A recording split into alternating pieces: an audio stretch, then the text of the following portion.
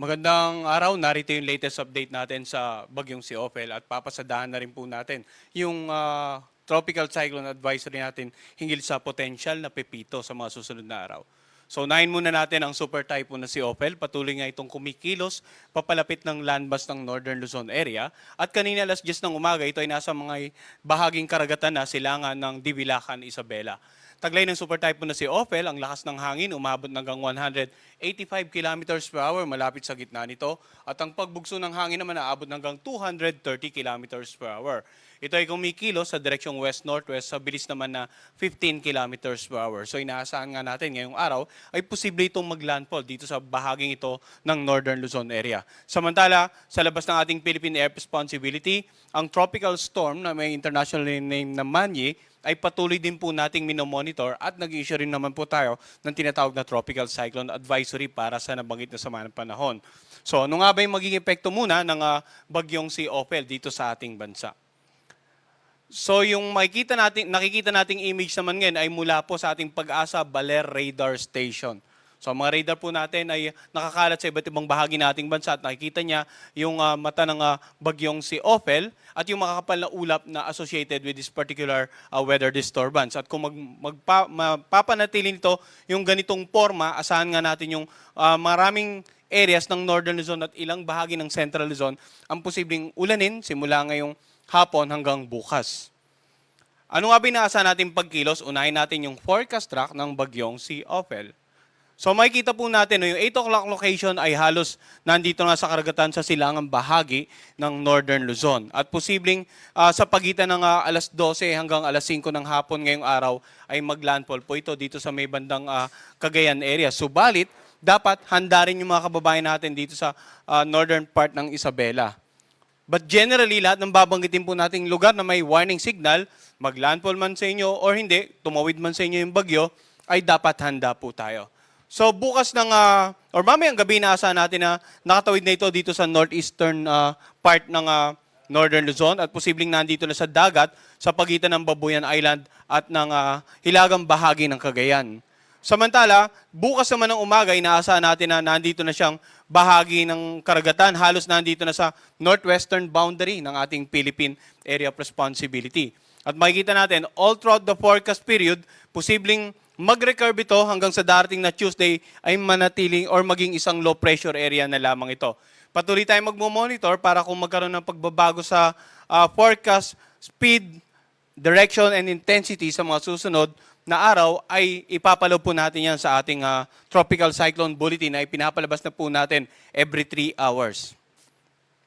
So ano nga ba yung mga wind signal na nakataas sa mga oras nito dahil sa sitwasyon regarding Ophel?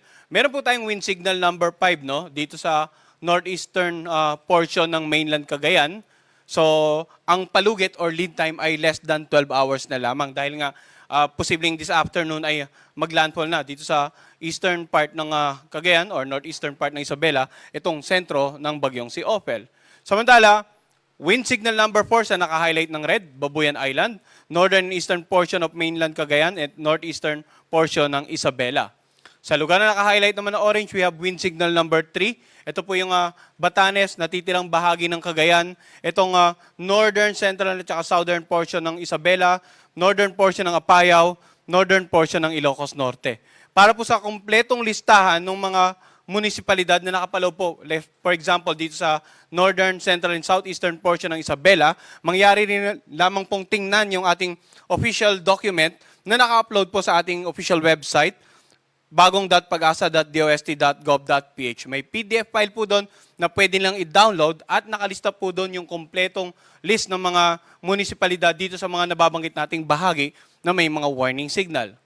Samantala, areas na naka-highlight ng yellow, yan po yung may wind signal number 2 dito nga sa western at saka southern portion ng Isabela, northeastern portion ng Quirino, sa natitirang bahagi ng Apayao, dito sa may bandang Kalinga, sa northeastern portion ng Abra, ganun din sa eastern portion ng Ifugao, eastern portion ng Mountain Province, warning signal number 2 rin or wind signal number 2 dito sa natitirang bahagi ng Ilocos Norte at saka sa northern portion ng Aurora.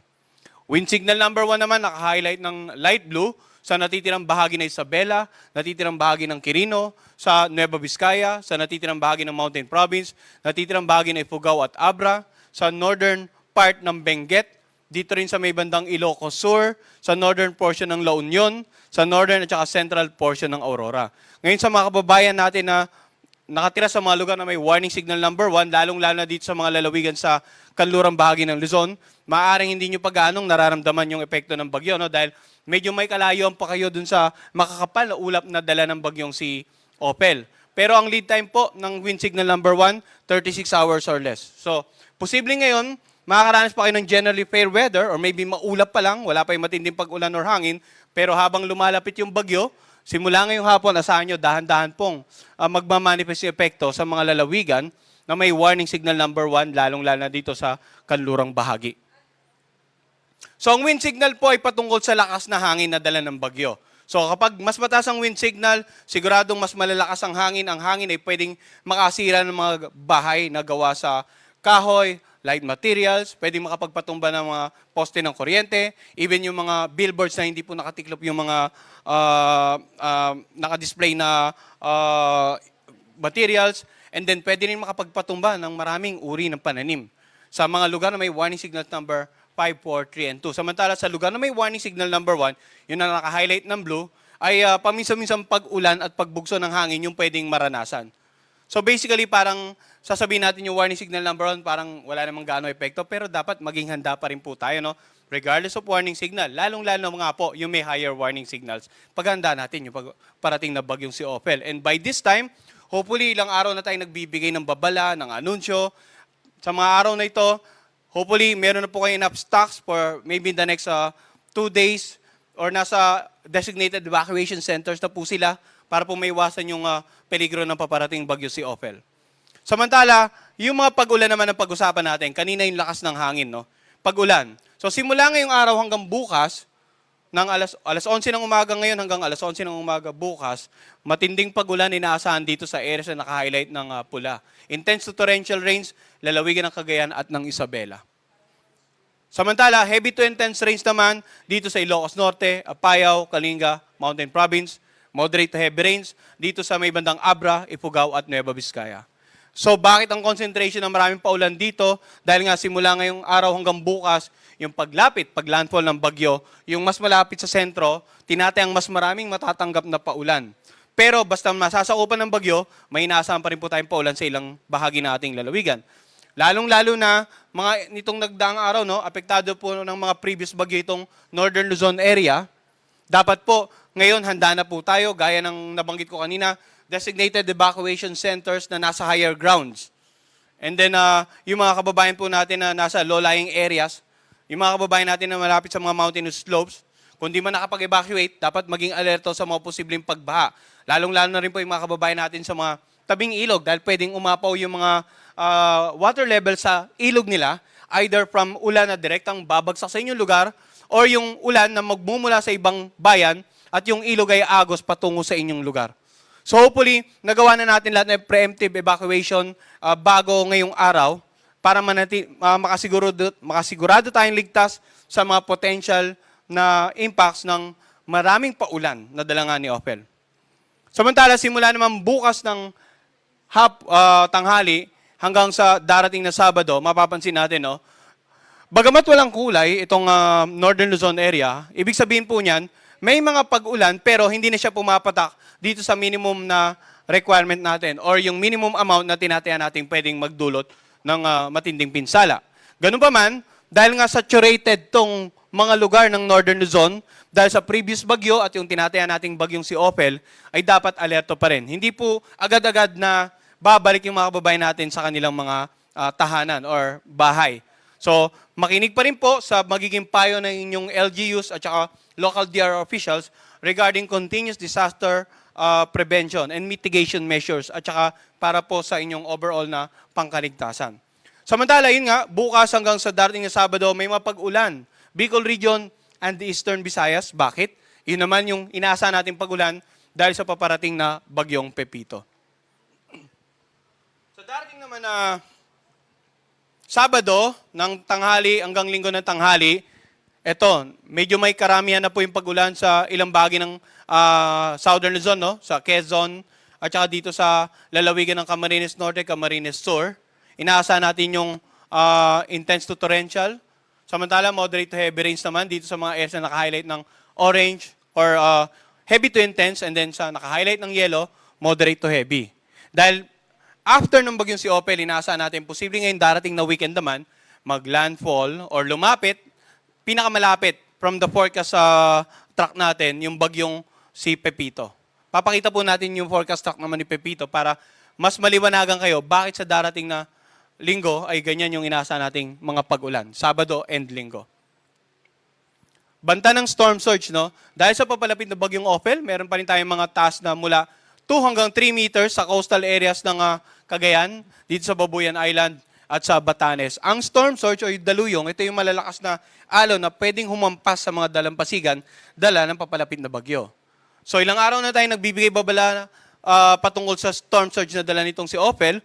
Hopefully sa mga oras nito, nakalikas na po sa higher grounds yung mga kababayan natin nakatira sa coastal areas na secure or naitali na yung kanilang mga sakyang pandagat, mga bangka, para may iwasang matangay na malalakas sa pag-alon or bumangga sa mga kapwa nilang bangka at masira.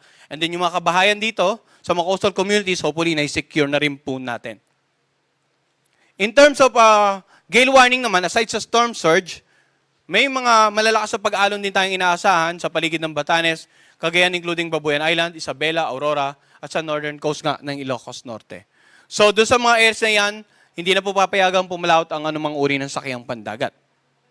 At sa mga darating na araw, posibleng pagkatapos mawala ang gale warning dahil sa bagyong si Opel, na nakalayo na or nakalabas na ng ating PAR, posible naman magsimula naman tayo ng gale warning dito sa eastern section ng Central and Southern Luzon and Eastern Visayas dahil sa parating na bagyong Pepito. So abangan din po ng mga kababayan natin yung gale warning na ini-issue natin every 12 hours, no? Alas 5 ng umaga at alas 5 ng hapon. Ngayon, ano yung coastal waters na outlook natin? Within 24 hours, yun nga, binanggit natin, rough to very rough sea conditions sa mga lugar na may gale warning. Sa lahat na may mga warning signal, yung mga bahaging karagatan, hindi na po papayagang pumalaot ang anumang uri ng sakyang pandagat. As much as possible, manatili po tayong nasa inyong mga komunidad safely at pumalaot na lamang kapag assured na tayo na totally wala na ang bagyo sa ating lugar at magiging banayad na hanggang sa katamtaman ng pag-alon ng mga karagatan. But for now, possibly hanggang sa darating na weekend at even Mondays and Tuesday, asahan po natin na talagang inaasahan natin yung mga pag-alon sa paligid ng nakararaming bahagi ng Luzon and some parts of Eastern Visayas.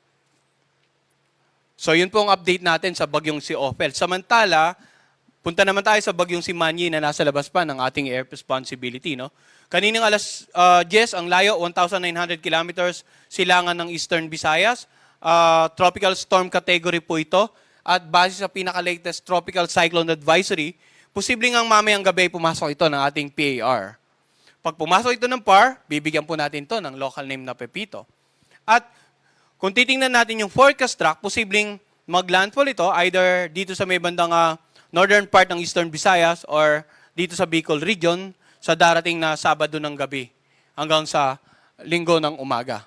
Pwede pang mabagi sitwasyon, makikita natin yung area of probability na nagpapakita ng mga potential pang lugar na pwedeng maging aktual na tamaan ng sentro ng bagyong potential na Pepito within the forecast period. So dapat maging handa rin yung mga kababayan natin sa Central and Southern Luzon, Eastern Visayas, and possibly northeastern part ng Mindanao para dito sa parating na bagyong si Pepito. At gaya nga na nabanggit natin, ang update natin sa bagyong si Opel, every 3 hours po, no? Nagpalabas tayo ngayon alas 11 ng umaga. Ang susunod na update, mamaya namang alas 2 ng hapon. Samantala, yung tropical cyclone advisory naman regarding potential na bagyong Pepito, every 12 hours po ang update natin. Ang susunod ay mamaya namang alas 11 ng gabi. Ang susunod naman nating press briefing, mamaya po ang alas 5 ng hapon. Yan muna latest mula dito sa Pag-asa Weather Forecasting Center.